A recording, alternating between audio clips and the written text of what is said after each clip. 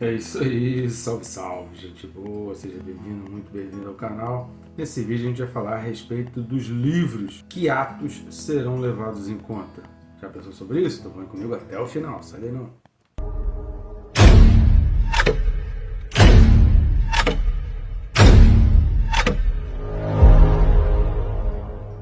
E antes não deixe de se inscrever, né? Bem rápido e fácil, só clicar aí no botão de inscrever-se e você já estará inscrito no canal. Aproveita e clica no sininho. Clicando no sininho aí, se você marcar a opção todas, você se disciplina. O bom de marcar o sininho é porque não te deixa esquecer, tá sempre te lembrando ali. E aí você começa, se você não tinha se planejado antes, a partir do sininho você começa a se planejar para parar o seu dia e então estudar a palavra de Deus. Nós estamos aqui para te ajudar nisso, trazer crescimento e crescimento espiritual, conhecimento da palavra, para que você não se deixe enganar pelo mundo ao nosso redor. Né? Estamos vivendo um tempo de muita pressão psicológica, muita pressão em cima da nossa mente. A gente precisa estar preparado, né? A gente precisa estar com a armadura de Deus. Então, querido, curta, comente, compartilhe e nos ajuda a levar essa bênção, essa proteção, esse cuidado, esse aprendizado a mais e mais pessoas. Quanto mais pessoas tiverem acesso à palavra, isso significa que mais pessoas estão protegidas pela palavra e estão na direção do Senhor. Vamos junto nessa? Então, querido, vamos lá no texto desse vídeo, Apocalipse capítulo 20, e o versículo é o de número 12. Apocalipse 20, versículo 12, diz assim: Vi também os mortos, os grandes e os pequenos, postos em pé diante do trono. Então se abriram livros, ainda outro livro, o livro da vida, foi aberto, e os mortos foram julgados segundo as suas obras, conforme o que se achava escrito nos livros. Amém? A respeito do livro da vida, a gente vai falar no versículo 15. Eu vou entrar em mais detalhes quando nós falarmos a respeito do versículo 15. Então, você quer saber mais a respeito do livro da vida, com detalhes, do nome dos cristãos ali, a gente vai estar falando no versículo 15 mais detalhadamente. Aqui a gente vai falar mais a respeito dos livros. Eu vou destacar 3 pontos a respeito desses detalhes acerca dos livros. E detalhes aqui a respeito desse versículo, que esclarece para nós alguns pontos. Né? Nós já falamos aqui que alguns outros pontos do Apocalipse ainda são obscuros, a gente ainda tem dificuldade para entender, mas existem outras coisas que vão sendo deixados claros. Então vamos lá aos 3 pontos desse versículo para a nossa compreensão. O primeiro ponto é o seguinte, querido, o texto fala de mortos em pé. Veja aí, vi também os mortos, os grandes e os pequenos, postos em pé diante do trono. Se você não assistiu, assista o vídeo anterior, que a gente fala a respeito desse trono branco. Né? Então, a gente dá detalhes a respeito desse trono branco. E o texto está dizendo aqui que diante desse trono, aqueles que tinham sido mortos estão de pé. Ou seja, querido, a gente consegue entender que as coisas não acabam na morte, que a morte não é o fim, que ao contrário do que muita gente apregoa hoje, muita gente tem dificuldade de acreditar, mas a morte ela não é o fim, ela não é o fim de todas as coisas, nem tudo vai acabar na morte. Então a gente precisa entender isso, querido, a gente precisa ser bem claro quanto a isso, de que mesmo após a morte haverão 2 ressurreições. No versículo 5 é falado da primeira ressurreição, aliás, do 4 até o 6, né? Fala ali a respeito da primeira ressurreição, que pode ter muito a ver com Apocalipse capítulo 7, está muito ligado ao capítulo 7, porque aqui em Apocalipse 20, do 4 ao 6, não está dizendo que aquilo está acontecendo naquele momento, está dizendo que João viu, o texto ali está falando que João viu aqueles que não adoraram a besta, as almas dos que foram.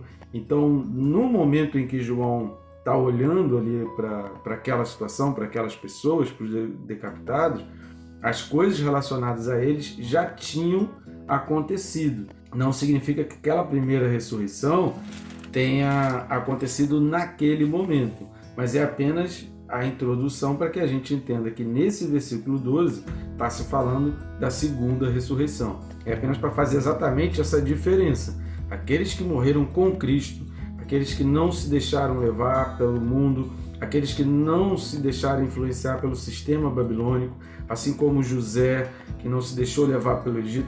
Querido, esses dias eu estava lendo a respeito da vida de José, depois você lê Gênesis a partir do 37, Gênesis do 37 em diante, tira um dia que ele lê direto Gênesis 37 em diante e marca versículos que começam a te chamar a atenção. E esses dias, um versículo me chamou muito a atenção, foi na hora da morte de José, né? Antes da morte de José, José pediu para que os ossos dele não fossem enterrados no Egito. Querido, isso indica que José prosperou no Egito, José governou o Egito, José levou a família dele, o povo dele, para ser salvo no Egito. José amparou toda a família dele no Egito, deu condições da família dele prosperar, mas em nenhum momento José se sentiu parte do Egito. Em nenhum momento José se sentiu um egípcio. Em nenhum momento o Egito dominou José. Daniel viveu na Babilônia, mas em nenhum momento Daniel se sentiu um babilônico. Todos os dias, 3 vezes por dia, Daniel orava virado para Jerusalém. Ou seja, ele sabia, Daniel capítulo 6, né? Daniel capítulo 6 e 7, ele sabia que o lugar dele era Jerusalém. Ele sabia que o lugar dele não era ali. Então, esse mesmo raciocínio de José, de Daniel, tem que ser também o nosso. Mesma coisa Davi. Davi cometeu muitos erros, mas você lê nos salmos dele como que ele vislumbrava as coisas celestiais e o relacionamento dele com Deus. Então, querido, nós estamos nesse mundo, mas nós não podemos fazer parte desse mundo. Nós precisamos ser assim como José. Eu estou aqui, eu posso prosperar aqui, pode acontecer as melhores coisas da minha vida aqui, mas o meu lugar, ele é no céu. Então, a primeira ressurreição é para esses que entendem que estão no mundo, mas não são do mundo. E a segunda ressurreição é para aqueles que abraçaram o mundo, se tornaram cidadãos do mundo e não cidadãos celestiais. Por isso que a palavra de Deus ela fala a expressão embaixadores. Nós somos embaixadores de Cristo. O que faz um embaixador? O embaixador ele mora num país, mas ele não é um habitante daquele país. Então, uma embaixada, quando você pesquisa uma embaixada, seja o tamanho que for a embaixada, os seus muros representam aquele país. É como se fossem os limites daquele país. Quais são os limites do Brasil? São os limites geográficos aqui, que a gente tem aquele desenho, né, da perna fina e do tronco largo, mas não só isso. São todas as embaixadas brasileiras ao redor do mundo. Cada embaixada brasileira ao redor do mundo é um pedaço do Brasil que está lá naquele país. Então o embaixador, ele não é um cidadão daquele país. O embaixador brasileiro, vamos exemplificar, ele não é um cidadão daquele país, ele é um cidadão brasileiro que está naquele país, por relações diplomáticas, e uma série de outras coisas que aí você pesquisa mais sobre embaixadores, que eu não, a importância aqui não é explicar a respeito dos embaixadores, mas da palavra de Deus. Depois você pesquisa aí, mas o que a gente precisa entender é isso. O embaixador é alguém que está no outro país, mas ele representa o seu país de origem e os territórios da onde ele habita ali, da onde ele mora e da onde ele trabalha, são um pedaço do território do seu país de origem. Qual é o nosso país de origem? É o céu. Então nós somos cidadãos do céu. Por isso que Paulo vai falar que nós somos embaixadores de Cristo aqui na terra. Nós estamos aqui, mas não somos daqui. Agora, aqueles que acham que estão aqui, que são daqui e se esquecem completamente do céu, se esquecem completamente de Deus, esses passarão pela segunda ressurreição.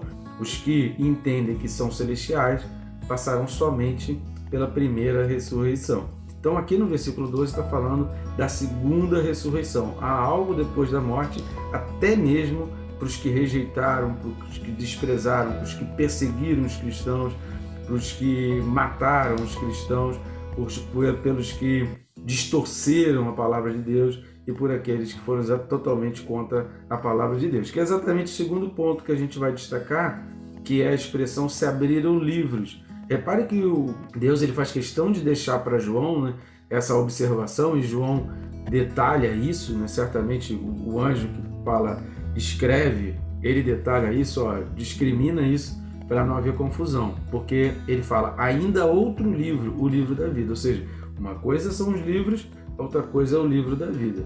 A gente já falou aqui, o livro da vida, a gente já falou no versículo 15. Agora, e esses livros? Esses livros, a gente vai ver aí no final desse versículo 12, que eles foram julgados segundo as suas obras, conforme o que se achava nos livros. Então o versículo 13 também vai indicar muito, apontar para esse lado. Então nos livros estão todos os atos que nós não, né? Em nome de Jesus, nem eu nem você estaremos aqui sendo julgados aqui e condenados. Nós passaremos para a primeira ressurreição. Mas nos livros estão escritos todas as ações daqueles que não aceitaram Jesus. Então nesses livros estão escritas todas as ações daqueles que não aceitaram Jesus.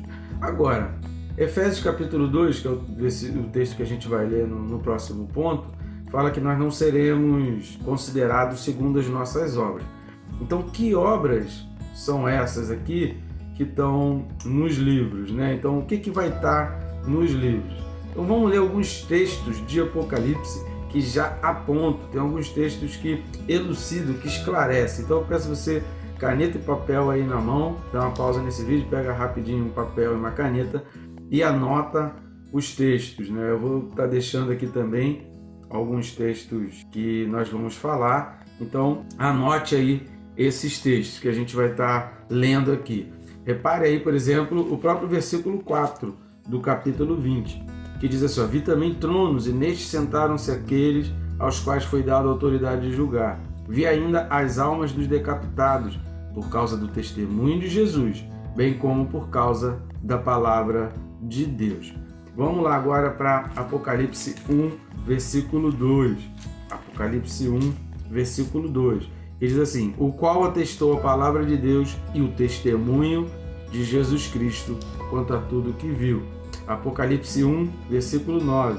Eu, João, irmão vosso e companheiro na tribulação, no reino e na perseverança em Jesus, achei-me na ilha de Pátimos por causa da palavra e do testemunho de Jesus.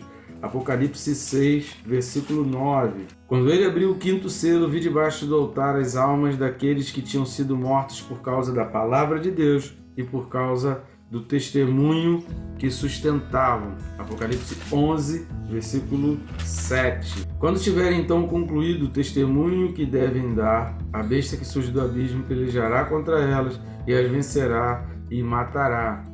Apocalipse 12, versículo 11. Eles, pois, o venceram por causa do sangue do Cordeiro e por causa da palavra do testemunho que deram, e mesmo em face da morte. Apocalipse 12, versículo 17. Irou-se o dragão contra a mulher e foi pelejar com os restantes da sua descendência, os que guardam os mandamentos de Deus e têm o testemunho de Jesus. Leia também Êxodo 19, 5. Leia Êxodo 19, 5. Mas vamos lá, Apocalipse 15, versículo 5, só versículos, estou lendo mais versículos de Apocalipse, né? Citei aqui Êxodo, para você ler aí na sua leitura de casa, mas veja Apocalipse 15, 5. Depois destas coisas olhei, e abriu-se no céu o santuário do tabernáculo do testemunho, e os 7 anjos que tinham os 7 flagelos saíram do santuário, vestidos de linho puro e resplandecente, e cingidos ao peito com cintas de ouro. Tabernáculo do testemunho. Apocalipse 19, versículo 10. Vai dizer: prostrei-me ante os seus pés para adorá-lo. Ele, porém, me disse: vê, não faças isso. Sou conservo teu e dos teus irmãos, que mantém o testemunho de Jesus. Adora a Deus, pois o testemunho de Jesus é o espírito da profecia. E olha que coisa linda e marcante, Apocalipse 22, 16. Eu, Jesus, enviei o meu anjo para vos testificar estas coisas às igrejas. Eu sou a raiz e a geração de Davi, a brilhante estrela da manhã. Deus enviou anjos, ele mesmo, Jesus, enviou o anjo dele, né, alguém da confiança dele, para dar testemunho às igrejas. E Apocalipse 22, versículo 20. Aquele que dá testemunho destas coisas diz: certamente venho sem demora. Amém. Vem, Senhor Jesus.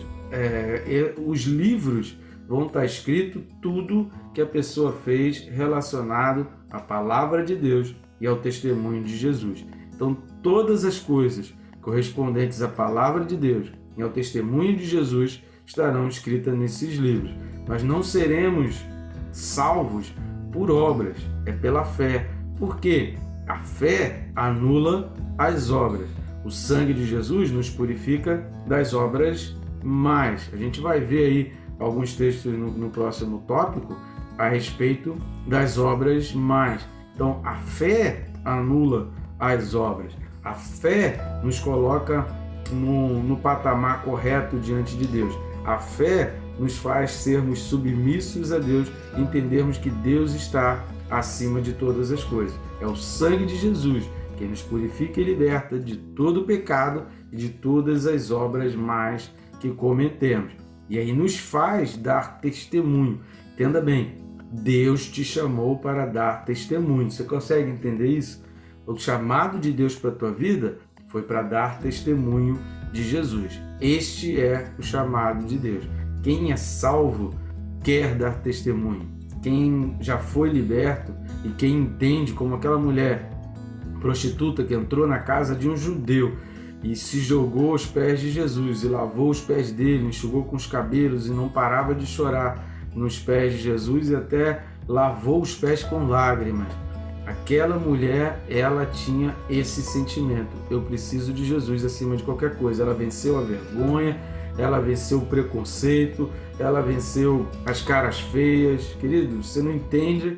Então pesquisa direitinho para você entender como foi difícil para aquela mulher entrar na casa de um judeu e ainda ficar ali lançado aos pés de um outro judeu, que até aquele momento era simplesmente um mestre, alguém que ensinava, mas que aos olhos da fé de alguns, eles enxergavam como Deus. Mas ele não tinha ressuscitado. Hoje a gente pode falar de Jesus de uma maneira diferente, porque ele ressuscitou. Várias pessoas viram, 500 pessoas viram ele subindo aos céus, né? Várias pessoas deram testemunho, o Espírito Santo desceu. Então, assim, digamos, né, em muitas aspas, para nós hoje é um pouco mais fácil. Para aquelas pessoas na época, era um ser humano como outro qualquer. Quem te garante que seres humanos que estão ao seu redor também não são representantes de Deus aqui na Terra? E a gente não dá valor, e a gente não valoriza. Assim também aconteceu com Jesus naquela época. É óbvio que é uma comparação, mas só para a gente tentar entender que às vezes o fato da gente conhecer a família, saber onde viveu, isso tira muito mérito e tira muito a credibilidade de que aquela pessoa é realmente alguém inspirado por Deus, chamado, ou que pode ser o Messias, né? Então, a dificuldade é a mesma que era naquela época, é a mesma que é para hoje. Então, aquela mulher venceu muita coisa para estar aos pés de Jesus. Então, nos livros vão estar escrito tudo aquilo que as pessoas fizeram contra o testemunho de Jesus. Tudo aquilo que as pessoas fizeram relacionados à palavra e ao testemunho de Jesus. Então, esse segundo ponto, ele se mistura um pouco com o terceiro ponto, que é exatamente o segundo, as suas obras. Então vamos dar uma lida em Efésios capítulo 2, versículos 8 e 9. Diz assim: porque pela graça sois salvos, mediante a fé, e isto não vem de vós, é dom de Deus, não de obras, para que ninguém se glorie. A terceira coisa que a gente vai prestar atenção é porque no versículo 12 de Apocalipse 20 fala que os mortos serão julgados segundo as suas obras. Querido, e aqui não vai entrar em conta obras de caridade. Por quê? Porque o sangue de Jesus anula até isso, porque nós somos imperfeitos. Até na caridade que fazemos, nós somos imperfeitos. Até na ajuda dos outros, nós somos imperfeitos. Não fosse a graça, não teríamos sido salvos. Não fosse pela fé acessarmos essa graça, porque a fé é esse veículo que nos leva a ser alcançados pela graça. A graça está à disposição de todos, mas só os que têm fé conseguem alcançá-la, né? Imagina, muito mal comparando, imagina que a fé é essa escada, né? Que a graça está num ponto onde tua mão nem pulando alcança e você precisa subir uma escada para acessar essa graça. Muitos não querem a escada, muitos não querem subir, muitos acham que é muito sacrificante, muitos acham que é um desperdício de tempo e de esforço subir essa escada só para alcançar a graça, mas essa escada é exatamente a fé. Então, as obras mencionadas aqui no Apocalipse 20, versículos 12 e 13, estão relacionadas a esse ato, essa disposição de querer a fé. Repare em Apocalipse 3, versículo 8. Vai dizer assim, ó: conheço as tuas obras, eis que tenho posto diante de ti uma porta aberta, a qual ninguém pode fechar, que tens pouca força, entretanto guardaste a minha palavra e não negaste o meu nome. Essa é a obra que Deus vai levar em conta, guardar a palavra e dar testemunho, não negaste o meu nome, ou seja, deu testemunho de Jesus, honrou o nome de Jesus. É para isso que nós somos chamados. Apocalipse 9, versículo 20, vai dizer, olha, os outros homens, aqueles que não foram mortos por esses flagelos, não se arrependeram das obras das suas mãos, deixando de adorar os demônios e os ídolos de ouro, de prata, de cobre, de pedra, de pau, que nem podem ver, nem ouvir, nem andar. Então, a adoração a demônios são obras que vão ser levadas em conta, porque ao se direcionar para um Deus, para um líder, a gente tem que dar as costas para o outro. Então, quando pessoas preferem idolatria, preferem demônios, preferem ensinos de demônios, preferem ideologias de demônios, elas estão negando a Deus. Essas são obras que serão levadas em conta. Apocalipse 18:6 diz assim, ó, dai-lhe em retribuição como também ela retribuiu. Pagai-lhe em dobro, segundo as suas obras. E no cálice em que ela misturou bebidas, misturai dobrado para ela. No mesmo cálice que a pessoa ofereceu para os outros enquanto estava em vida, esse mesmo cálice será oferecido para ela. Então, cuidado com as coisas que são feitas para os outros, principalmente se não aceitou a Jesus, se não tem o sangue de Jesus ainda para purificar. E por último, a gente vai ler Mateus capítulo 6, a oração que Jesus ensinou e que vai falar algo que a gente já mencionou aqui, anteriormente, mas que eu só vou ressaltar um pouco mais. Mateus 6, de 12 a 15, fala assim, e perdoa-nos as nossas dívidas, assim como, sublinha aí, assim como nós temos perdoados aos nossos devedores. E não nos deixes cair em tentação, mas livra-nos do mal, pois teu é o reino, o poder e a glória para sempre. Amém. Porque se perdoardes aos homens as suas ofensas, também vosso Pai Celeste vos perdoará. Se perdoou, você é perdoado, porque a medida do perdão somos nós que damos. Mas repare o versículo 15. Se, porém, não perdoardes aos homens, tampouco vosso Pai vos perdoará as vossas ofensas. Por quê? Se você não perdoou, você não tem cálice para oferecer a Deus para receber o perdão de Deus. Então, ministre no teu coração o perdão. Perdoe os outros. Essas são as obras que serão levadas em conta, querido. O sangue de Jesus anula todas as obras. E o testemunho de Jesus é o nosso chamado. E foi para isso que nós fomos chamados. Por isso a gente precisa aprender a palavra de Deus. Se você anotou todos os versículos aí, leia com calma. Você vai ver que sempre o testemunho de Jesus está associado à palavra de Deus. Precisamos conhecer, crescer no conhecimento, nos aprofundar no conhecimento para dar testemunho de Jesus. Esse é o teu chamado. Conhecer a palavra que liberta e o sangue que te purifica até das obras que você faz. Porque julgado pelas obras, querido, serão os que não aceitam Jesus. Os que aceitam Jesus não serão nem julgados, porque Deus vai levar em conta o testemunho que deram a respeito de Jesus. Querido. Que maravilha! Que Deus te abençoe, rica e abundantemente.